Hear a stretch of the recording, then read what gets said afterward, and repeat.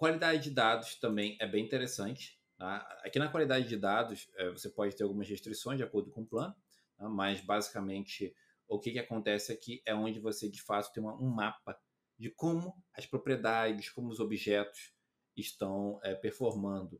Então, problemas de formatação, duplicidades e demais outros problemas de sincronização, algo assim do tipo. Estão sendo utilizados em fluxos de trabalho, não estão sendo utilizados. Isso aqui te ajuda a ter uma noção.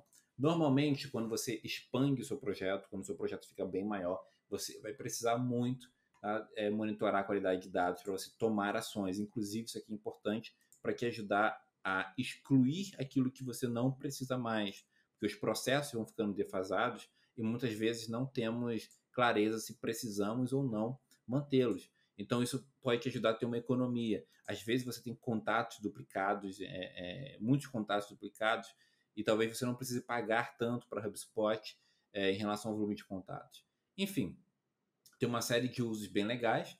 Aqui em exibir todos os problemas monitorados, quando você clica aqui, você consegue ver uma série de problemas registrados aqui por data, assim dizendo, né, por objeto. Então, basicamente, você pode apertar aqui nessa segunda aba e ver anomalias da HubSpot. A HubSpot consegue monitorar via inteligência artificial. Clicando aqui no laranjinha, você vem aqui e escolhe uma propriedade desses objetos e com base nisso você consegue monitorar essas anomalias, certo? Que você precisa. Mas você não precisa fazer isso de forma geral. Tá? Você pode clicar aqui em cima, você voltando aqui em qualidade, em site de propriedade. Tá? Aqui você vê insights relacionados às suas propriedades. Então, aqui você vai conseguir ver todas as propriedades de contatos, empresas, negócios e ticket. Então, aqui você vai conseguir saber tudo sobre elas, se elas estão sendo usadas, a taxa de preenchimento, a última vez que ela foi atualizada, e aqui o ícone problema, se ela está sendo usada ou não. Então, a gente vê não usado, nenhum dado, temos informações duplicadas, e assim, isso é bem legal, pessoal, porque com isso aqui você vai conseguir ter noção de que realmente você precisa ou não ter tantas propriedades assim. Com o tempo, é comum você criar uma propriedade para uma finalidade, sei lá, alguns meses depois, um ano depois, você se esquece que aquilo existe e cria outra. Isso pode acontecer bastante, dependendo do tamanho do seu projeto. Então, usem bem isso daqui. Assim, eu acho difícil que vocês utilizem isso aqui nos primeiros meses, tá? De uso da HubSpot, mas lembre-se que isso existe. A HubSpot te ajuda a controlar essas informações. Você passando o mouse e exibir detalhes, você vai conseguir ver basicamente uma série de logs e informações. Então, aqui atualizações da propriedade, né? Por exemplo, ferramentas que usam essa propriedade, terceiros, saber se elas estão ou não em fluxo de trabalho, saber se elas estão sendo preenchidas. Isso é muito importante para saber, eu estou usando realmente, eu realmente preciso. Lembre-se, você não tem uma estrutura infinita. Ela pode ser vasta de acordo com o seu plano, mas não é infinita, certo? Aqui é de sincronização de dados, se você tiver dados sincronizados com outras plataformas. Temos muitos clientes, por exemplo, que têm operações da HubSpot com a Salesforce ou com outros CRMs ou com outras estruturas que são muito utilizadas. E eles usam as duas plataformas porque faz sentido para a operação deles. Então, às vezes, tem uma sincronização de dados. Tá? E com base nisso, você consegue ver aqui a saúde. Isso. Monitoramento de dados, aqui que você já viu. Então, por exemplo, no dia 9, eu vou clicar aqui e aqui ele vai mostrar um exemplo de duplicado. Ele está dizendo que este e-mail, este contato, provavelmente é este contato. E ele pergunta se eu quero mesclar. Tá? Eu posso clicar em revisão para aceitar ou rejeitar. Se eu clicar em revisão, ele vai mostrar como que eu gostaria de fazer essa mesclagem. O que é essa mesclagem, pessoal? De fato, pegar. Eu tenho 2 registros, eu vou tornar um registro. Um ponto bem importante: a HubSpot ela diz aqui, né? Ela indica a regra, então tome muito cuidado na hora que você for mesclar um registro.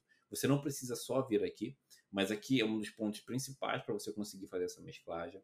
Então, por exemplo, ele está dizendo que esse e-mail, né, vai receber informações desse e-mail. Né? Se eu clicar aqui é o contrário e aqui é o contrário.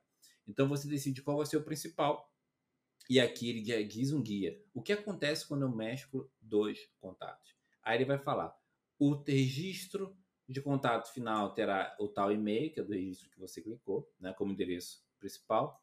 O registro e atividade dos dois registros estarão disponíveis, ou seja, tudo que você colocou como atividade, e-mail, reunião, observação, tarefa, vai ser basicamente concentrado em um só, dos dois.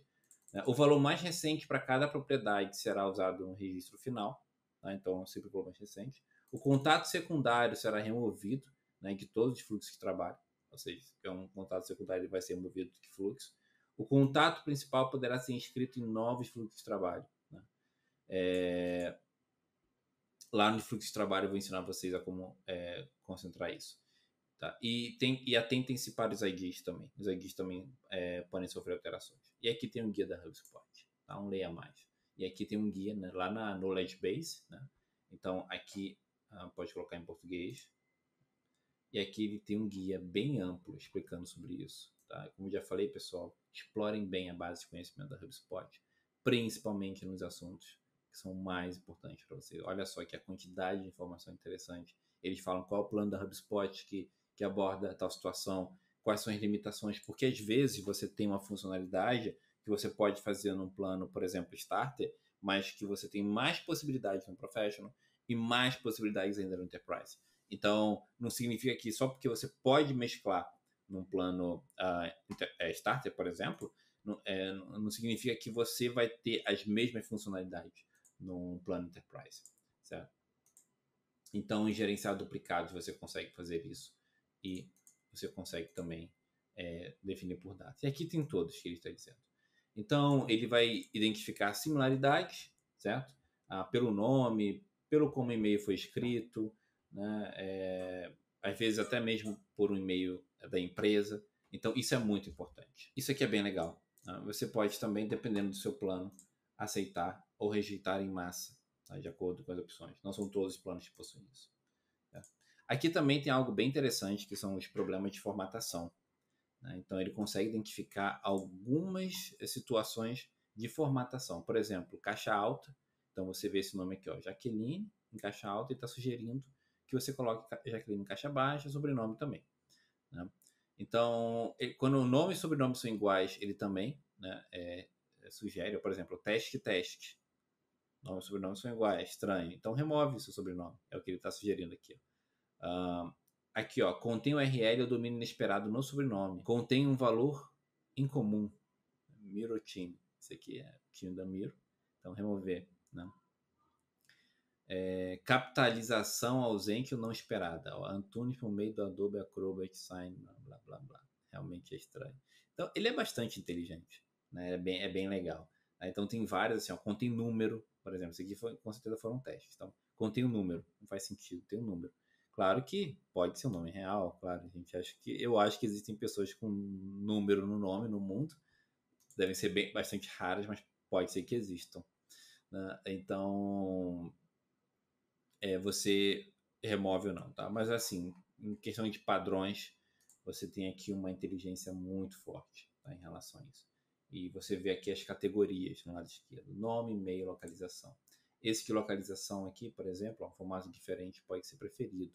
Ó, país Brasil, país BR, ele está sugerindo, né, uma correção em questões de localização, mexendo nas propriedades de país e de estado-região. Então, isso aqui também pode ser bem interessante. E e-mail. Né? Então, ó, endereço de e-mail provavelmente temporário ou inválido. O famoso Gmail, que não é, esqueceu o L aqui, o Gmail também, por alguma razão ele entendeu isso. Tá? Isso aqui pode acontecer muito, ó, ponto com ponto, sem continuidade. Então, a HubSpot ela é bastante inteligente nesses pontos. Então, vocês podem utilizar isso de uma maneira bem tranquila.